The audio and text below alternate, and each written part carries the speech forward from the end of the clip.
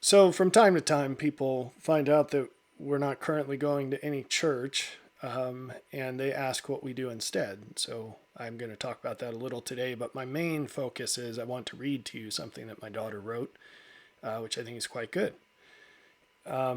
So what we do on Sundays, I scurry off to my normal daily routine of locking myself in a room with the Lord for hours till I'm exhausted from the things that I do in there. Writing, for the most part, is the product of that. And it's a little longer than usual since it's Sunday, but I have a hard cutoff at 2 p.m., and that's when I go out and as a family, we spend some time together.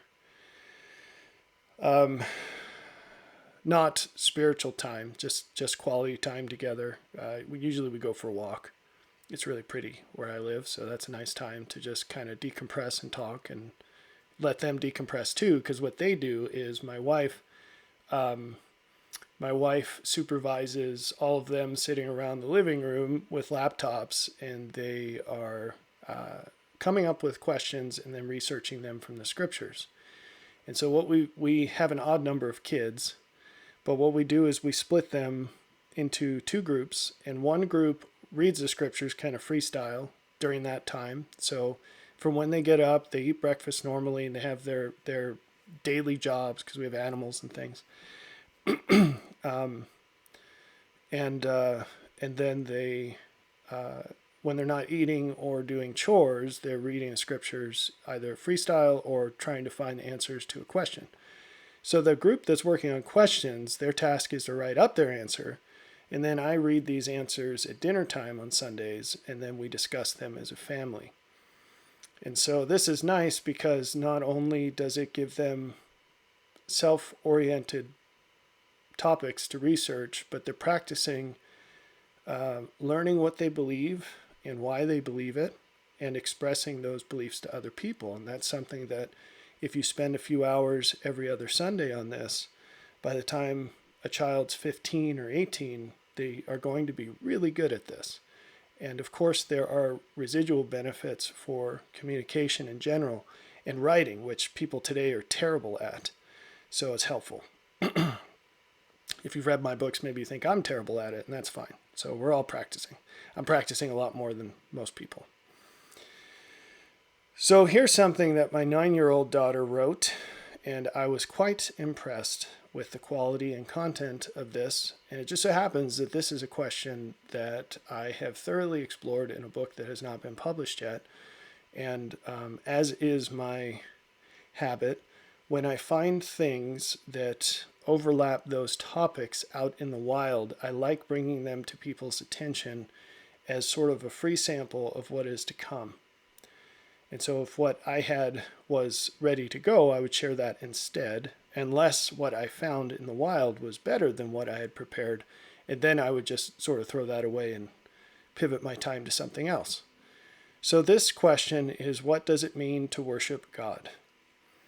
So from this point, I will just read what is written. It's not too long.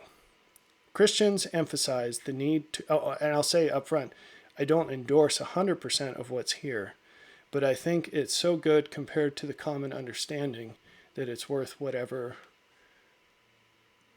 points I might clarify if I were so inclined, which I'm not going to do today.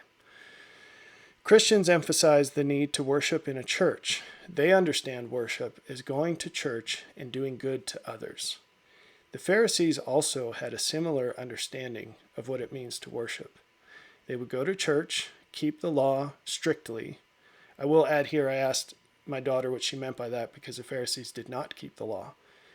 And she said their version of the law. So all their traditions mixed in with parts of the actual law.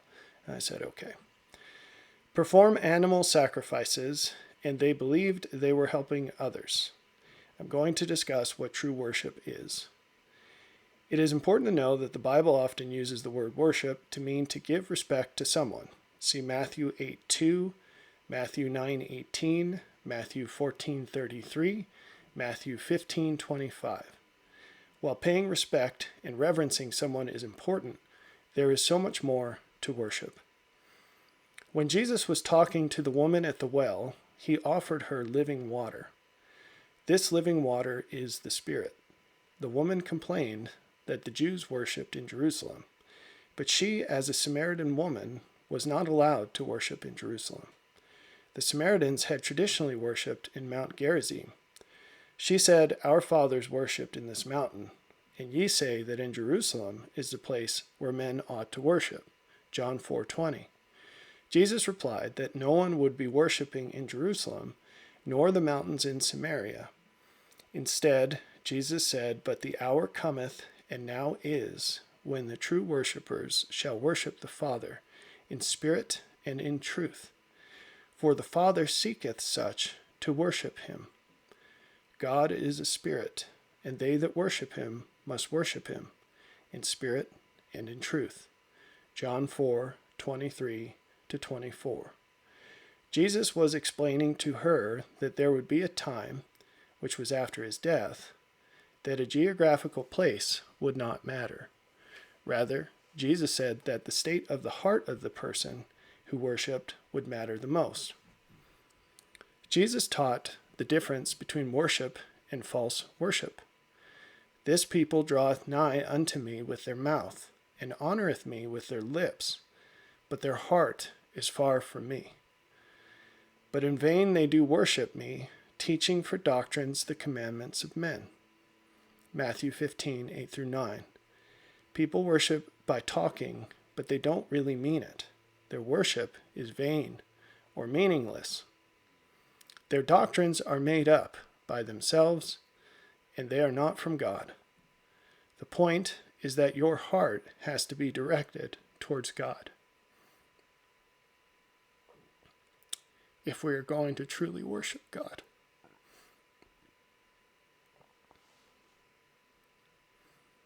Paul wrote, "Therefore I urge you, brothers and sisters, by the mercies of God, to present your bodies, dedicating all of yourselves, set apart as a living sacrifice, holy and well-pleasing to God, which is your rational, logical, intelligent act of worship." Romans 12:1, Amplified Version. The King James Version uses the word service for worship. Paul is saying that we worship by becoming holy to God and sacrificing ourselves to God. This is what it really means to worship God. When Jesus was in the wilderness being tempted by Satan, Satan told Jesus to worship him. Jesus responded, "Get thee hence, Satan, for it is written, Thou shalt worship the Lord thy God, and him only shalt thou serve." Matthew 4:10. The one we serve is the one we worship. Paul said that when we crucify ourselves, we don't serve sin anymore. Romans 6:6. Paul then wrote, "Know ye not that to whom ye yield yourselves servants to obey, his servants ye are, to whom ye obey, whether of sin unto death, or of obedience unto righteousness? But God be thanked that ye were the servants of sin, but ye have obeyed from the heart that form of doctrine which was delivered you. Being then made free from sin, ye became the servants of righteousness." Romans 6:16-18. If worship and service are connected, then serving God would mean that we no longer serve sin. True worship means we have to become sinless.